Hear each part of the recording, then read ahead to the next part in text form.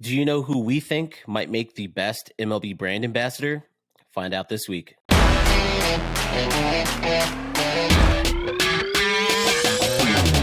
And welcome back to another episode of HeyUSA, the podcast where we love to chat about everything that has to do with gambling. My name is Nick Garcia, senior reporter at PlayUSA, and with me, as always, is Brant James, lead writer at PlayUSA. Brant, before we get into everything that has to do with MLB and brand ambassadors, the Masters just ended. What did you think? I heard Tiger was in it.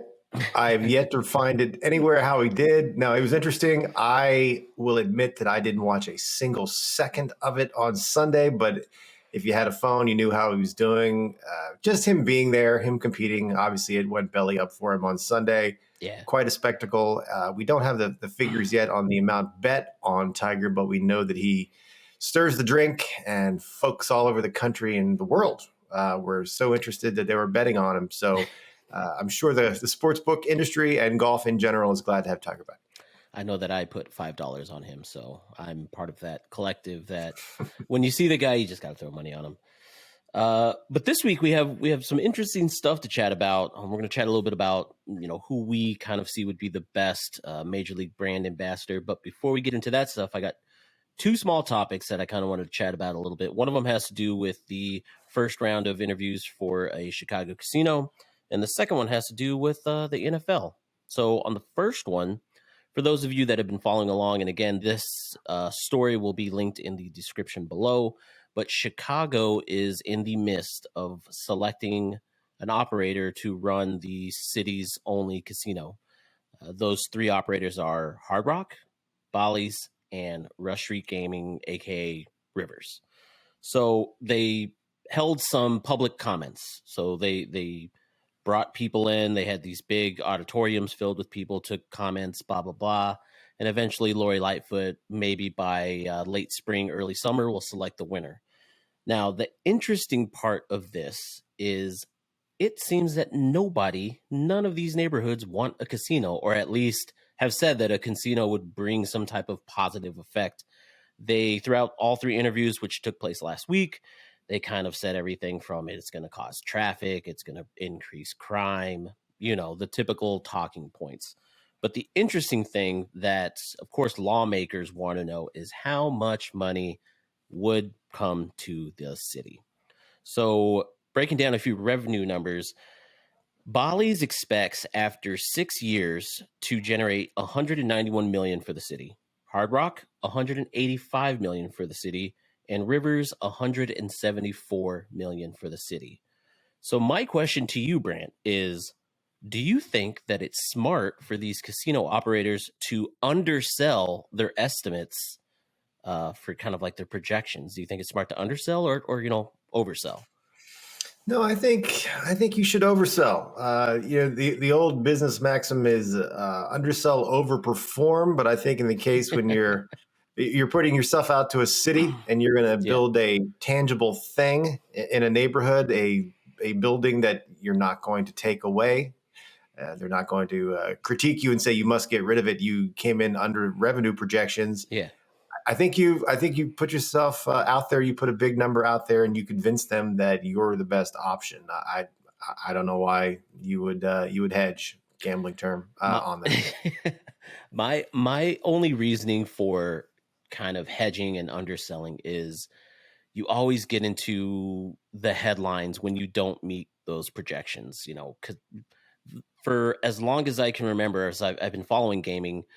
When sports betting first happened in New York, or when they first brought casinos, they expected, quadrillion or billions of dollars. And then when they underperformed, it was like, did we do this wrong? Was this a mistake? All in the headlines for all the wrong reasons. So that was kind of my reasoning. But I think that you're right. When you're selling yourself to a city and you're turning yourself into a tourist destination that's going to be there for the foreseeable future, it's good to go big. Yeah. Also, I think in those numbers, those headlines maybe only matter to the wonkiest of the wonky. Right. I mean, your eyes start to swim around like, oh, they're they're 22% under projections. When I think maybe your average Chicago citizen looks at that and then they go, "Oh, look, air supplies at the Hard Rock. Let's go down." Yeah, exactly. Moving on, we had some news came out a while back. Fanatics, the sports apparel company that makes everything from hats and jerseys and you name it, they were part of a bid to try to offer sports betting in New York. Ultimately, they weren't selected, but since then, Fanatics has been kind of moving in the shadows. You could say they've been getting investors, they've been growing. There's been hints and rumors that they were trying to take over an online operator and become an official sportsbook. They filed for patents. Again, these stories will be linked in the description below. But what happened last week was the NFL invested $320 million in Fanatics. So not only the NFL, but players' unions, Major League Baseball, NHL. Now, most of this one can assume is for the apparel, the merch, trying to get their name behind that. But one could assume that eventually Fanatics will turn into an online gaming company, or at least make a division and an arm. So again, my question to you, Brant, is will sports leagues one day become full owners of online gaming companies? Will the NFL one day own 51% of X sports betting company? Yeah, I think absolutely. I think the line is further blurred every year. The leagues are own media, content Yeah. generation companies. I think it's a natural extension as sports leagues continue to project sports betting, gambling as fan engagement, as entertainment. I can absolutely imagine in some corridors of power, in New York NFL offices that there's a Venn diagram there where one day you'll be on your NFL app and you will be able to check whether your team's going to make the wild card game. You're going to be able to buy a hat, buy some tickets, and put a bet on the game that you're trying to buy tickets for. I think it's definitely going to happen, and it probably won't take very long for us to get there.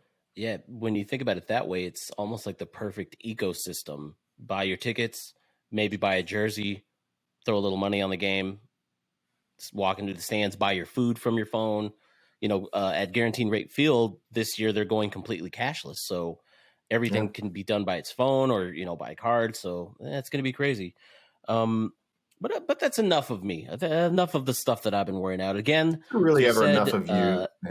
Those stories will be linked in the description. If you have any questions or if you think that the NFL, should own a team, or you have an opinion on which casino operator should be selected for Chicago, shoot us something on Twitter.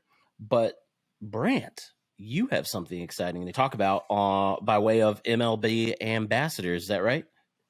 Yeah, it's been a topic of considerable interest in the last month or so since the players union and the league was able to come together and end the 99-day lockout. Part of the concessions that the players union gained was players have the right to sign endorsement deals with sports books under certain conditions. Still haven't seen those conditions yet. The union hasn't posted that on the website in the normal place. Still working out the ink, waiting to get that back from Kinko's, I assume. But it's going to happen. Yeah. So I reached out to a valuable source of mine, Jacob Pomrenke, at the Society for American Baseball Research. I've talked to him a lot in the past because he used to be the chair of the Black Sox Scandal Committee. That was a real thing. That's a real deal. He has a lot of knowledge on the topic. And so I reached out about this. Obviously, this overlapped. And it was a real interesting chat. He basically told me that he doesn't think there's going to be a great deal of outrage, even though when you think of, if you just happen to be thinking of sports betting gambling scandals in American sports, you think of Black Sox, you think of Pete Rose, and there's other ones, of course, but those are probably the two that the average person stopped on the street would conjure up if pressed. But he thinks it goes back to what we were just talking about. Sports betting is becoming so mainstream that we can actually consider the NFL owning part of a sports book.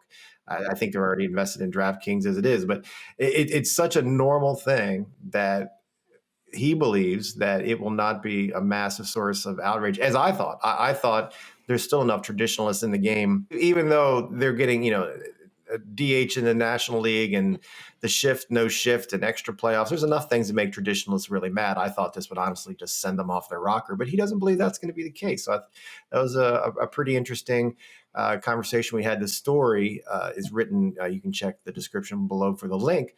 But we wanted to give you a couple minutes of some of his answers in our interview because it's pretty enlightening stuff. So, all right, we'll play that for you now.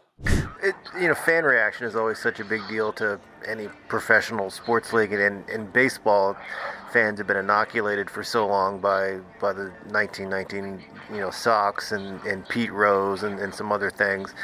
I think, was it Willie Mays got punished for endorsing a casino after he retired or something. But anyway, baseball fans are so inoculated on gambling equals bad. I mean, what do you think the fan reaction is going to be when someone eventually steps up and takes that check?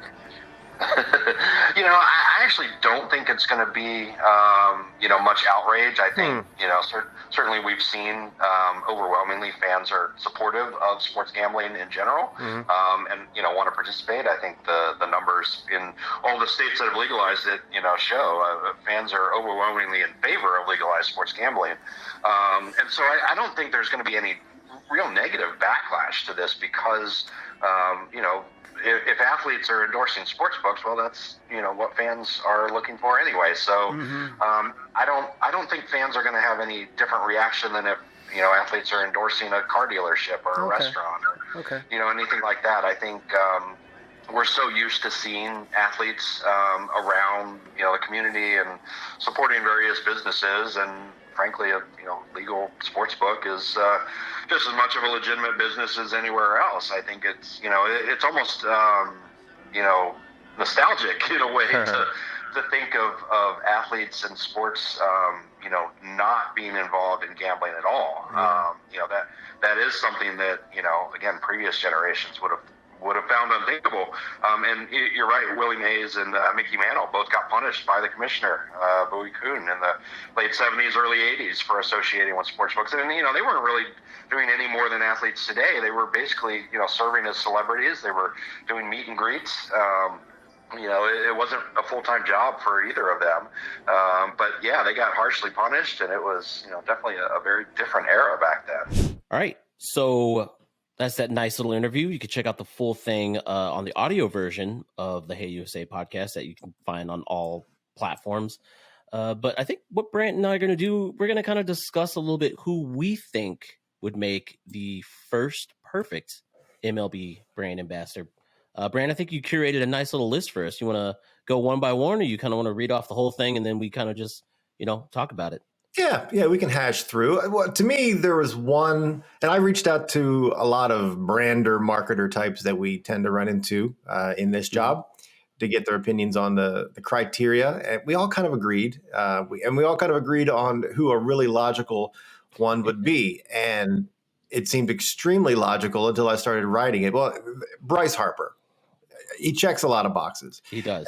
We believe this person has to be, they have to have a history of success. Otherwise, no one will care and no sportsbook will want you to endorse their brand. Yeah.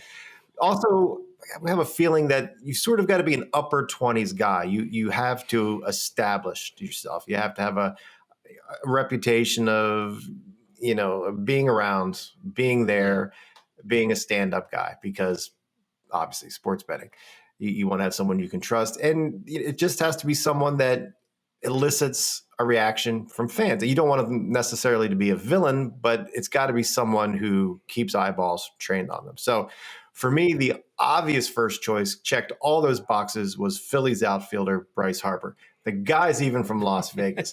Absolutely perfect. This is so easy. And then I remember, and then Google backs it up. He's Mormon. Doesn't drink alcohol, drinks very little caffeine. Serious about it, not a Mormon dabbler. That'd be a great racehorse name. Anyway, moving on. But I don't know what his feelings are about gambling. Gambling is not held in such evil light in Mormon theology as the other things that I mentioned. And there are tales of Nevada towns with casinos that are absolutely propped up by folks coming from Utah to gamble. So it's not as big a thing.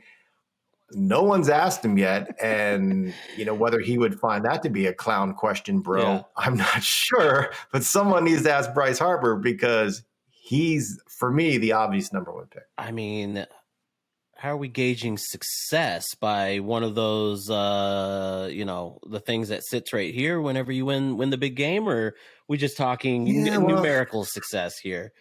Yeah, well, I mean, he's coming off MVP, rookie of the year. Yeah. He's absolutely been around forever since he was 19, and he's 29 You're now. right. He checks off every single box that you would want in ambassador. I think he would make a great fit for any operator that wants to sign. I'm looking at DraftKings already. I think they're the one that usually goes after the top dog of any list. Them and Caesars, one would think, but yeah, I think you're right. He fits the bill. He's number one. Moving on. Who do you think they don't get them? Who's next? Just as a little footnote on that, and I'm sure I'm right, but I should have checked again before we actually started recording me saying this. To my knowledge, the Phillies don't have an official sports betting partner. And that is really weird because they're obviously in a state that is wide open. The Pirates do, but the Phillies don't. And I wonder, institutionally, what's up? If they don't, and I don't think they do, they're leaving money on the table, and I don't quite understand. Do you recall what's the name of the Sixers stadium that's right across the way? I think they have a William Hill lounge in that stadium, I believe. So yeah, but yeah, no official partner for the Phillies, which is that's a weird one. Yeah, that's a weird one. I'm going to skip number 2 because I think number 2 has become my favorite. So we're going to go right to 3. We're gonna make number 2 like the dessert. Okay. All the boxes checked. Mike Trout. Yep. A couple of down years by his standards because he's been hurt, but still considered the best player in baseball right now. Absolutely. Quality guy, stand-up dude, has a good reputation. I don't think there's any integrity questions with him. And he's from Vineland, New Jersey, so he ought to know where the sports books are. Good. Sold. One of the marketers, the branding companies that I spoke with loved Xander Bogaerts, and he does make a lot of sense too. That youngish kind of guy, one of the best at his position. Going from a Harper and a Trout to him, yes, guy's talented. He's good. He could probably do a lot of stuff, but I don't know. He doesn't fit the bill for me. Who else you got? Okay. It is a big drop. Oh, also, I should have said this earlier. I did not use really young guys. Okay. Because I feel like that's an unfair position for them to be. There's guys that are stars. There's Tatis. There's Guerrero. I strongly considered Bichette because he seems a little more of an old soul. He's still only 25, so I discounted him. Soto could definitely do this. Acuna, star power, do this. I think they got to cook a little bit. They got to get some trophies. Agreed. And they just got to log some hours. Agreed. So I discounted them. So moving down, I'm kind of jumping around the list a little bit. Anthony Rizzo, Yankee, high profile, former winner of the Roberto Clemente Award. So his good guy status is cemented.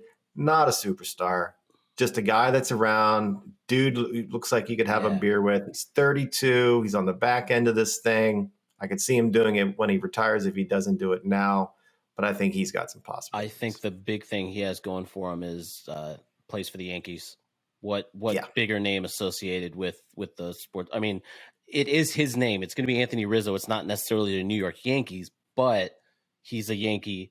That symbol, that logo is world renowned. So I think that one makes perfect sense. That's it. Basically any guy that's on the Yankees could probably land something, but.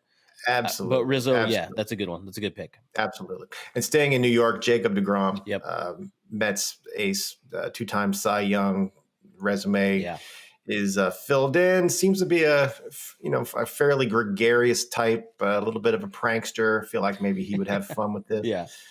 Jose Ramirez, one of the better players in the game, third baseman for the Guardians. I hope they become the G's. I really want them to become the G's. I even have a cheer for them. I don't give any care at all for that franchise. But the other day I was driving in my car, and I don't know why I was thinking about this. The perfect cheer would be G-O, Go G's. Stupid. All right. I got a copyright. You heard that here first. So it's like, okay. Please forget it. Yeah. Clayton Kershaw, Dodgers. Interesting guy. He's obviously very successful, another Clemente Award winner. Yeah. His emotional range goes from sort of raging lunatic to goofy fun guy. I think he might be able to bring something to it. I think with that too, any Dodgers player that's, California, sunshine, LA, sold. Yep. Max Scherzer.